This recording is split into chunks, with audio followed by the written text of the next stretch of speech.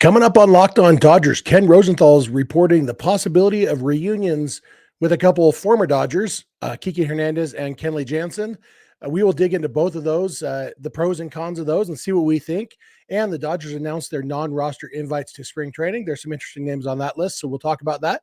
That's what's on tap, so let's get Locked On Dodgers.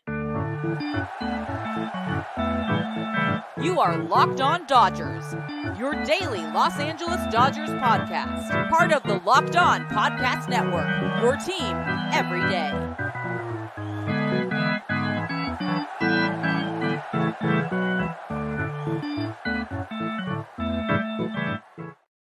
Hey, Dodger fans, this is Locked On Dodgers, part of the Locked On Podcast Network, your team every day. Thanks to our everydayers for making Locked On Dodgers your first listen every weekday morning. Remember, this show is free and available on all podcast platforms and on YouTube simply by searching for Locked On Dodgers. Please subscribe wherever you're watching or listening right now. My name is Jeff Snyder. That guy next to me, that's Vince Samperio. He's my co-host. Vince and I are both lifelong Dodger fans, just like most of you. We've also both spent time covering the Dodgers in the press box and the locker room, so we're not quite insiders, but we bring you the smart fans perspective on our boys in blue every weekday morning. Today's episode is brought to you by FanDuel. Make every moment more. New customers, join today and you'll get $200 in bonus bets if your first bet of $5 or more wins. Visit FanDuel.com/lockedon to get started. And with that said, let's get started, Vince. There was a little bit of news over the weekend. The Dodgers announced their non-roster invitees to spring training. We'll dig into that in the third segment of this episode. But then there was some interesting notes by Ken Rosenthal in an article he wrote that we want to talk about. We had they were actually both basically in the same note. And he said, the Angels continue to show interest in free agent Kiké Hernández, but fear he prefers a return to the Dodgers, according to a source briefed on the team's discussions. Hernández is also drawing interest from other clubs, and the Dodgers seem more focused on adding a high-leverage reliever, perhaps Ryan Brazier as a free agent, or the Red Sox Kenley Jansen in a trade. So that's two old friends. Kiké Hernández has been a Dodger twice. Obviously, we remember they traded for him at the trade deadline last season, brought him back, and he's still a free agent. So I guess this wouldn't technically be a third stint with the Dodgers. It would just be a continuation of the second stint. And then Kenley Jansen as a possible trade, which we talked a little bit about last month when we talked about, maybe earlier this month, we talked about the Red Sox maybe being open for business and Kenley being one of the guys that might be interested in trading. So we're going to dig into Kenley in the second segment. Let's talk first about Kiké Hernández.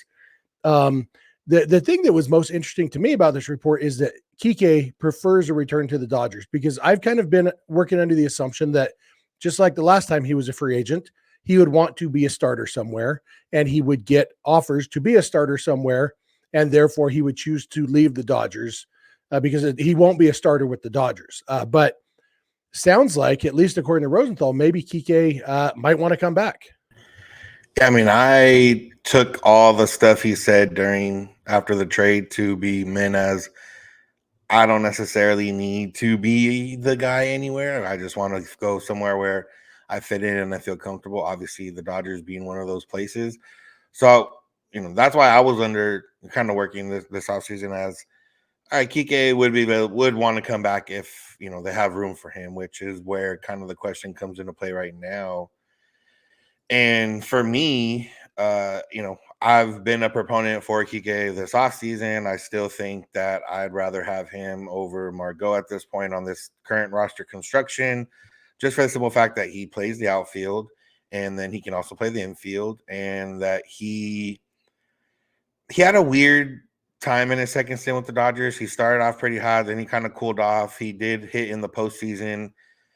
But that was 3 games and not a huge sample size, but he did hit. No one else really did. So I think for me, Kiké makes a lot of sense for this Dodger team in a lot of ways. And the one way he doesn't right now is that there's not necessarily a spot for him. Yeah. And 40-man roster spot, they have an open spot, and they'll have plenty of 40-man roster room available once spring training starts, which is really just over a week away now. And so they will be able to put guys on the 60-day injured list at that point. And so, they can make her on the 40-man roster. The 26-man roster, unless they decided to go with only 12 pitchers, which doesn't seem likely, especially if they're considering a 6-man rotation, 13 position players, and you look at the roster right now, those 13 spots are locked up. Miguel Vargas is already the odd man out there. And so seems like if they went with Kiké Hernández, that would mean that Manuel Margot was going somewhere else and leaving the roster. And then at that point, you do just have the 3 outfielders. You got your 3 starting outfielders of Teoscar Hernandez, Jason Hayward, and James Outman, and then Kiké Hernández as the right-handed platoon with Jason Hayward and playing utility spots elsewhere. And for me, that's why I'm more in the not anti-Kiké. I love Kiké Hernández, I guess, but I don't see a spot for him, because when you're looking at what the Dodgers have infield wise, now that Mookie Betts is a second baseman, they've got more infielders than you can shake a stick at, and Chris Taylor can play anywhere, obviously. And so he would be kind of the 4th outfielder if they did, or the Kiké and Taylor would be combined to be the 4th outfielder if Kiké did resign. But when you're looking at somebody who's going to spend most of his time on the bench, and you don't necessarily need the infield versatility, because when you got Miguel Rojas on the bench, he can play all those infield spots. I start looking at what else do you value in a bench player. And one of the things that actually might be useful is speed. And that's something that Kiké doesn't bring to the table. And it's always been surprising to me. I probably mentioned it on this show before. I'm constantly surprised at how not fast Kiké is. He seems like he should be fast. He's, athletic and quick and plays fast guy positions, and yet he doesn't run very fast. And so he's not a guy you would use as a pinch runner. I mean, he could pinch run for, I don't even know now that Adrian Gonzalez and Yasmani Grandal aren't on the team anymore, or Justin Turner. Like Kiké doesn't make sense as a pinch runner. And, that's one of the few roles that these bench players might actually play once in a while, is if you get Will Smith on base, and Smith is fast for a catcher, but if you have Manuel Margot available, hey, look, we can actually have fast instead of just fast for a catcher. Things like that. When you start looking at the specific roles that this spot on the roster might play, I feel like Margot might make more sense. And Margot's a better defensive outfielder than Kiké. And so, as the 4th outfielder and potential pinch runner, and, offensively against left-handed pitching, which is where they'd get most of their pinch hitting at bats, they're roughly the same. Kiké's probably a little bit better, has more power, but, Margot they're very similar numbers against left-handed pitching. I don't know. I just don't see enough upside to Kiké. For me, it's all about the versatility, and it's because the Dodgers don't have minor league depth in the infield. So you're one Max Muncy or Gavin Lux injury away from Miguel Rojas getting significant playing time again.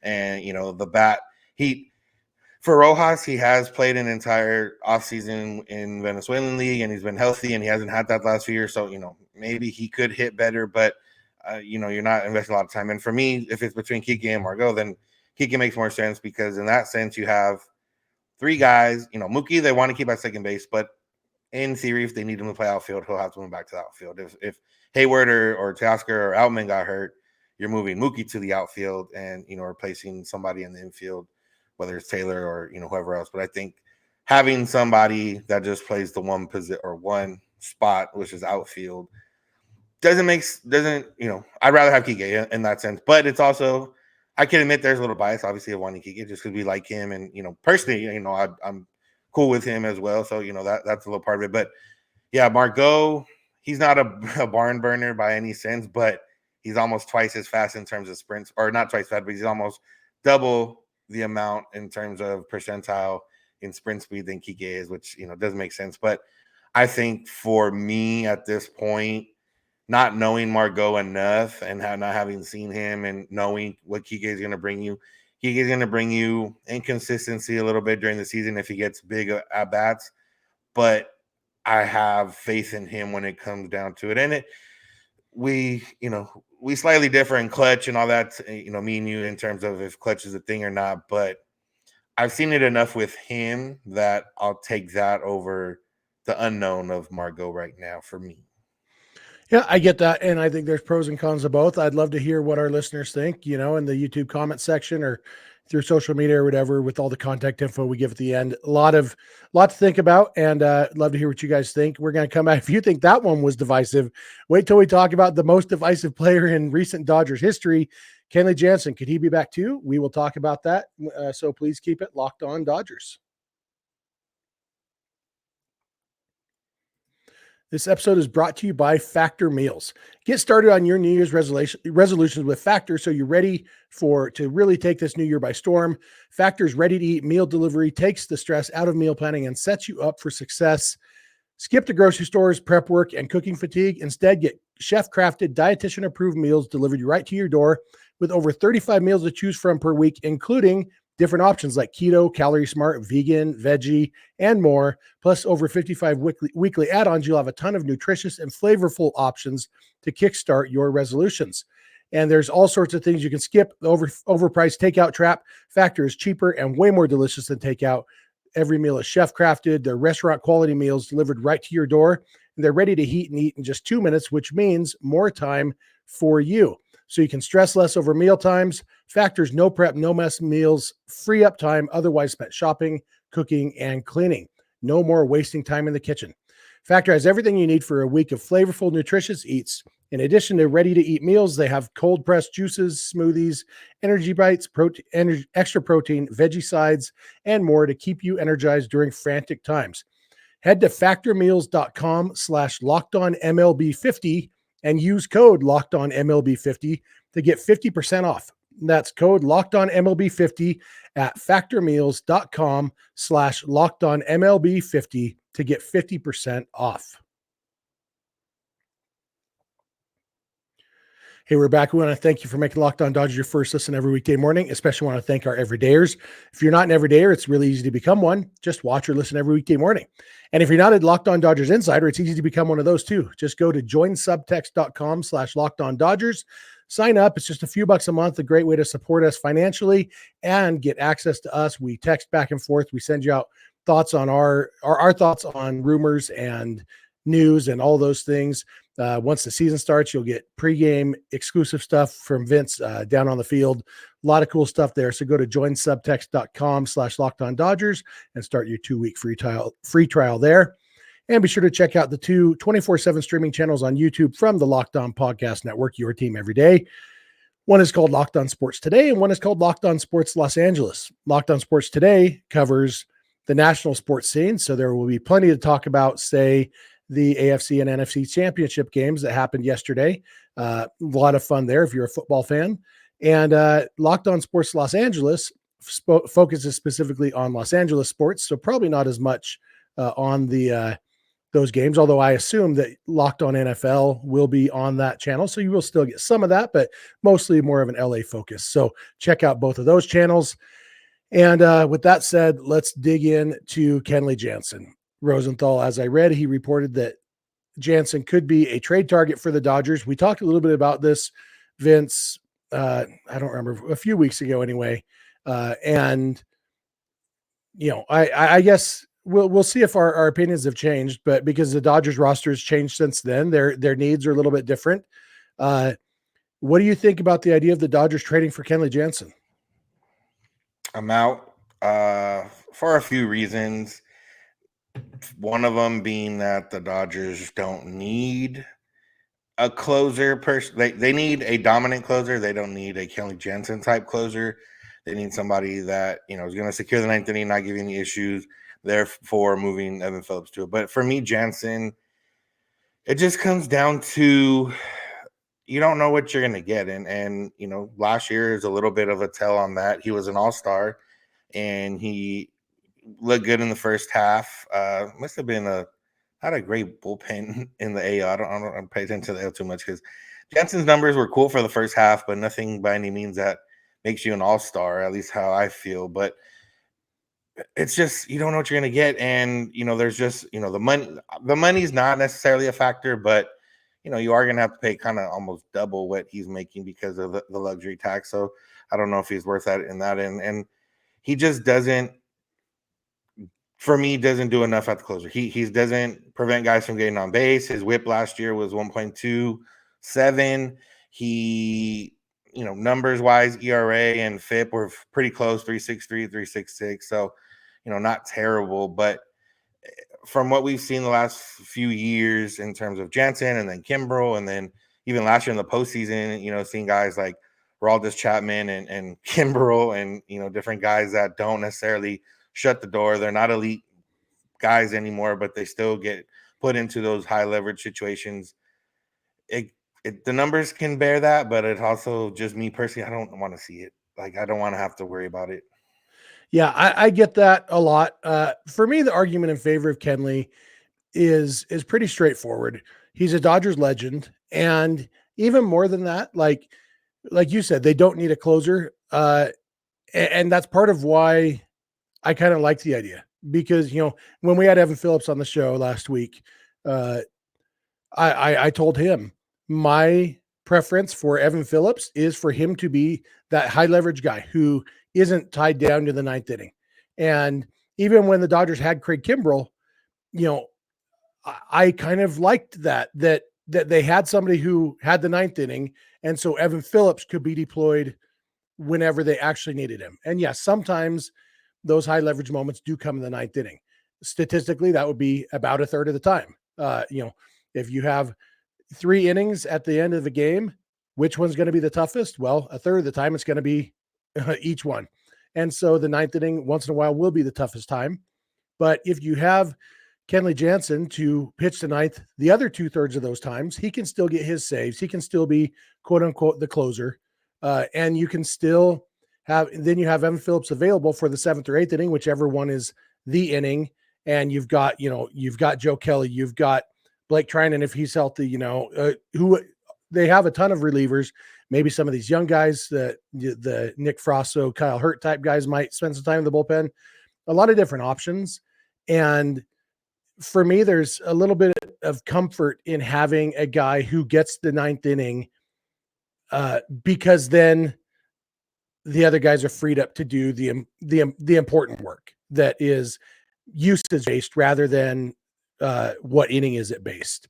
And when you look at Kenley last year, he was pretty solid. Like, he wasn't like elite 2017, 2016 era Kenley Jansen, but before he got COVID at the end of the season, like through September 4th, he had a 3.02 ERA and a 3.23 FIP, both of which are perfectly respectable. He had 29 saves and only 3 blown saves at that point.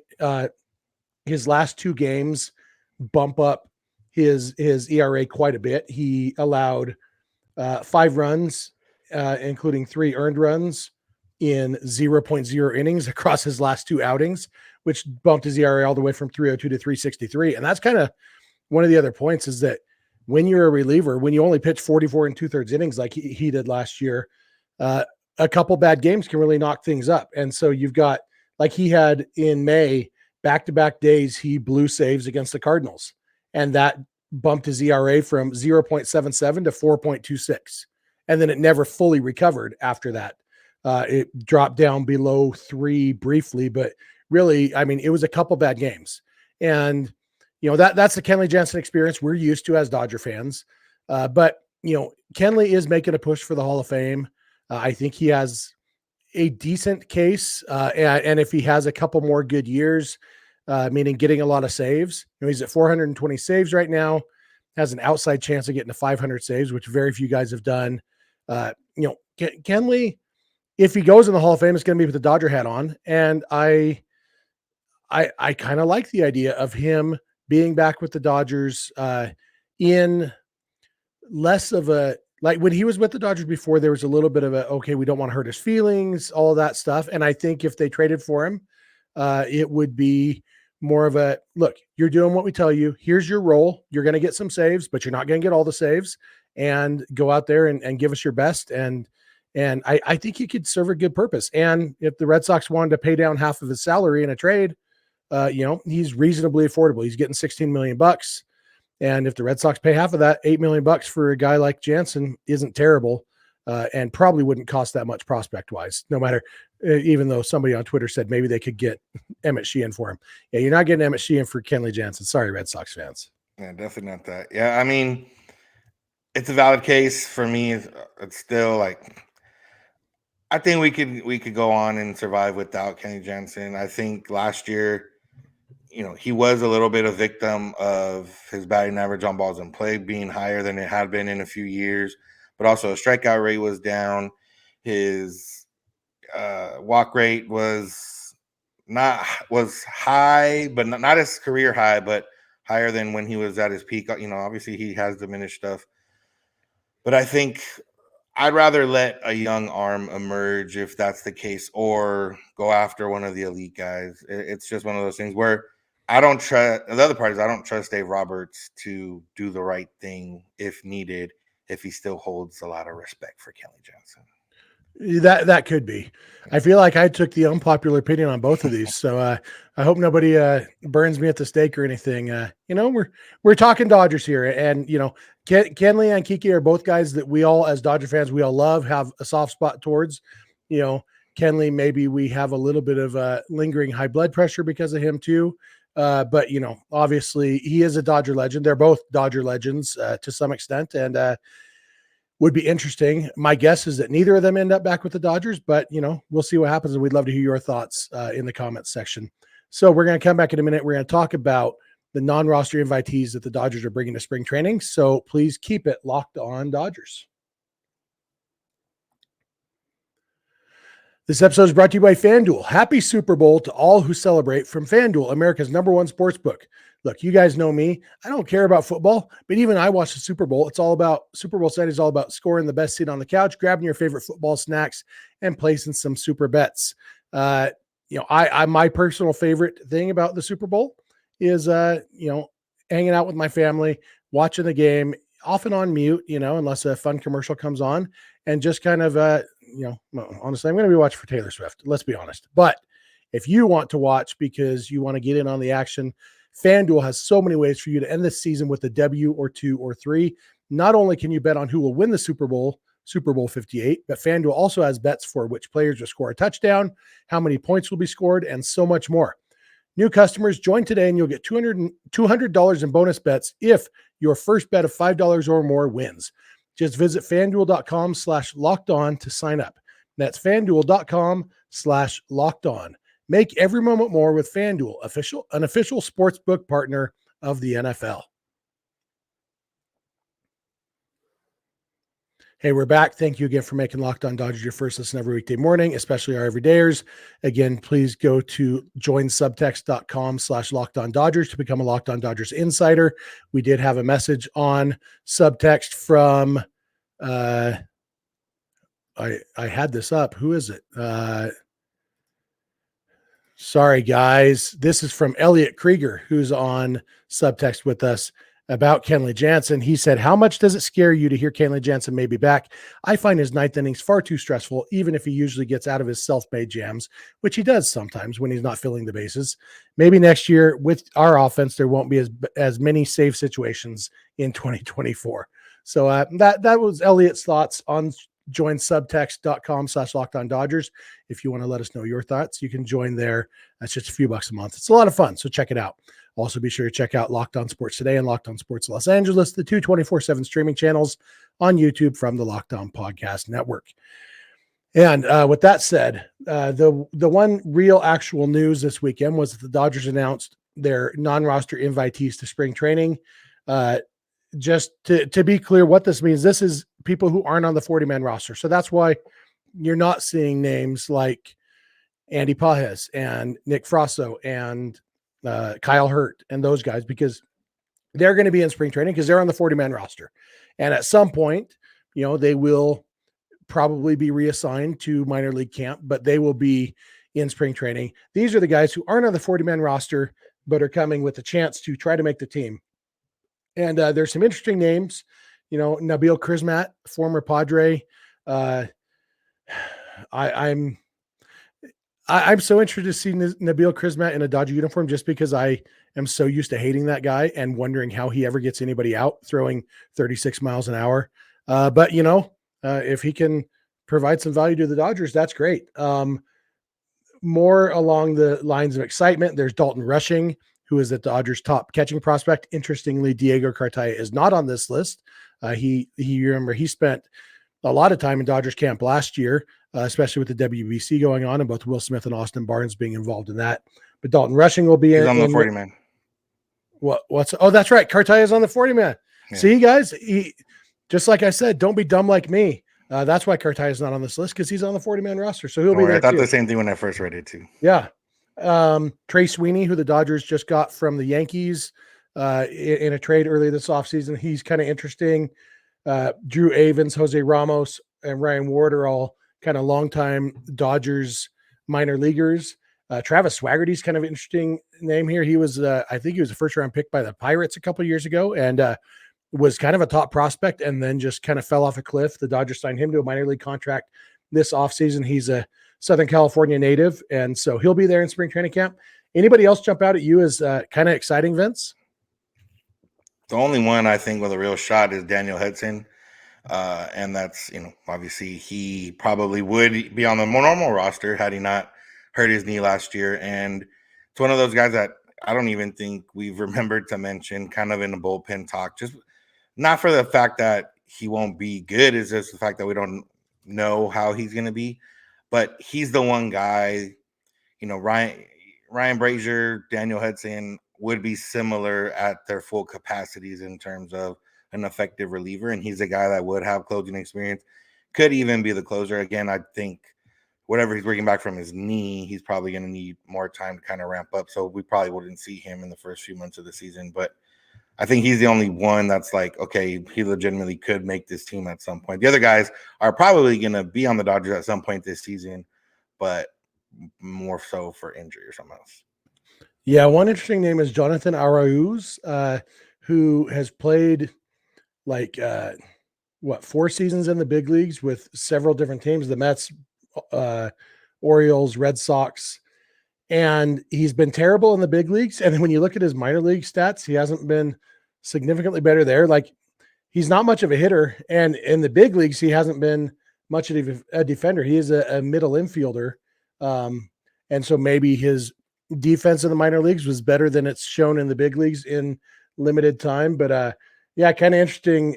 Not sure what the Dodgers see in him, but like I said, 3 different teams have put him in the big leagues at times. So there must be something exciting about that guy, at least to some extent. So he's one that, probably this will be the only time that we'll ever say his name. But who knows? I remember it's been a few years ago now, James Outman got so many starts as a non-roster guy in spring training. And you could always kind of be excited about him and say, oh, that guy could turn into something. And then he turned into something. So, the non-rosters are a lot of fun. I think Dalton Rushing is the guy I'm most excited to see because, I've seen him play in the minors in person. He can hit, and he does have a lot of this prospect shine. Other than the time he was concussed last year, he's been very, very good in the minor leagues. So that'll be a lot of fun. And, he's 23 or he's going to be 23 years old in a few weeks. And so Rushing isn't crazy young. And so, Rushing is going to be, he's going to be making his case, hey, I should be in the big league soon. And with what you've got right now, you have Will Smith and then, a black hole of Austin Barnes or Hunter Fiducio's on the 40-man roster. Rushing he's going to be making his case, and it's hard with Shohei Ohtani eating up all the DH at bats. We actually, I got a message actually on Facebook today from a listener asking if Shohei on the team makes it less likely that Will Smith will sign long-term because there aren't those DH at bats available for him to get off his legs a little bit once in a while. That's something that, don't need to go into now, but that is kind of the same thing for Rushing. He's not a backup catcher. He needs to play every day. So that's going to limit him. But if Will Smith were to get hurt this year, I think they probably call up Dalton Rushing before saying, okay, Austin Barnes or Hunter Fiducio, you get these at bats. I think they'd say, let's make room on the 40-man roster for Dalton Rushing and let him get a chance. And obviously nobody's wishing injury on Will Smith at all, but it's also not crazy to picture a catcher getting hurt, Yeah. Last year we saw Will Smith did get hurt, but it was short term. They went the Austin Waynes route, had to, Austin Barnes and Austin Waynes weren't doing too much. Although Austin Wynn did win them one game. But yeah, I mean, Dalton Rushing's the most exciting prospect there. All the other prospects that we're excited for are mostly on the 40-man roster already. So that's excitement in itself to see those guys. I'm interested to see how the spring, well, the first part of spring, I would imagine they're going to get a lot of the guys in earlier than normal just because they do leave a little bit earlier than normal. And then you'll have some weird days where the Dodgers are gone, but the other guys are still, I doubt they're going to take all 40 men on the 40-man roster. So they'll have, some decisions to make. So, yeah, it's not quite the list. Like years past, there's been more intrigue. I think this one, the roster is pretty set in itself. And I think it's more about, okay, Dalton Rushing, we want to see what he can do and just see him in general on a bigger stage. And then, is Daniel Hudson healthy? I think those are really the main two. Yeah, and the one other one that I'm excited for is River Ryan. He kind of sneaks in here because he is the one of the pitching prospects who's not on the 40-man roster. I mean, they have other pitching prospects too, but River Ryan is the top one who's not on the 40-man, and he is on this invite list. And he's a guy who, could sneak his way into the Dodgers bullpen conversation for this year at the least. And, depending on health of the starters, he, along with Landon Knack and Nick Frasso and Gavin Stone and all those guys, he's going to be in the conversation to get some starts if the health situation requires it. And so he'll be fun. Remember last year, Gavin Stone was so much fun to watch in spring training. River Ryan will kind of be in that. He probably won't get a ton of appearances, but he will get some appearances and we'll get to watch him. So that should be a lot of fun too. And beyond that, I mean, there's people I've never heard of. Eduardo Salazar. Do you know anything about Eduardo Salazar? Nope. Me neither. Apparently he's a pitcher. And that's all I know. Eliezer Hernandez, former big leaguer. Jesse Hahn, former big leaguer. There's a few guys like that. TJ McFarland, left-handed reliever who was good at one point, but and then just a bunch of young guys and former big leaguers who are kind of on their last legs. So it'll be interesting to see. Dodgers. Yeah. Oklahoma City Dodgers or Oklahoma City. Oh, just OKC. Club. Yeah. The Commanders. We'll call them the Commanders, right? Yeah. I think, but yeah, spring training is Dodgers pitchers and catchers report in a week and a half, like 11 days or so. So that's exciting. Dodgers, as we know, they're starting spring training a little bit early because they have their 2-game series in Korea and they're leaving like a week before that series to get acclimated in Korea, play some exhibition games. So they have to start in Arizona sooner. So it's sneaking right up on us. It is almost baseball season. We're near the end of January. And as you know, January is the last season of the year before we get to spring training. Spring training, baseball season, Christmas season in January. That's the 4 seasons. We have almost waited out the longest season of the year of January, and then we can have baseball season. And I'm ready for some Dodger baseball. How about you, Vince? Oh, yeah. I've said it a lot the last few weeks. I'm ready. Yeah. And we got one more football game to get out of the way. But spring training will have already started by then. So who knows? Maybe I won't even pay attention to the Super Bowl. I probably will, though. That's just halftime. I'm good with that. I don't like the 2 teams that are in it. So yeah. But Taylor Swift will be there, and that's all that really matters. And spring training games won't have started yet. So I guess we can pay attention to one more football game, and then we'll really throw ourselves into Dodger baseball. That'll do it for us for today. Thank you all for making Locked On Dodgers your first listen, especially our everydayers. If you're not an everydayer, just become one by watching and listening every weekday morning. Become a Locked On Dodgers insider by going to joinsubtext.com/LockedOnDodgers. You can check out the 2 24/7 streaming channels on YouTube from the Locked On Podcast Network, Locked On Sports Today and Locked On Sports Los Angeles. Check out both of those and check this out every day. You can follow us on Instagram and on Twitter, and as of recently, TikTok at Locked On Dodgers. Vince is on Twitter at VinceSince91. I'm on Twitter at Snydog. Both of our DMs are open there. You can also email us, lockedondodgers@gmail.com, or send us a voicemail or text message to 323-863-LOCK5625. We are here every weekday morning, and we hope you'll be here with us. When you get in your car or sit on your couch, tell your smart device to play podcast Locked On Dodgers. And remember, you don't have to agree. You just have to listen. We'll talk to you tomorrow. Have a good one.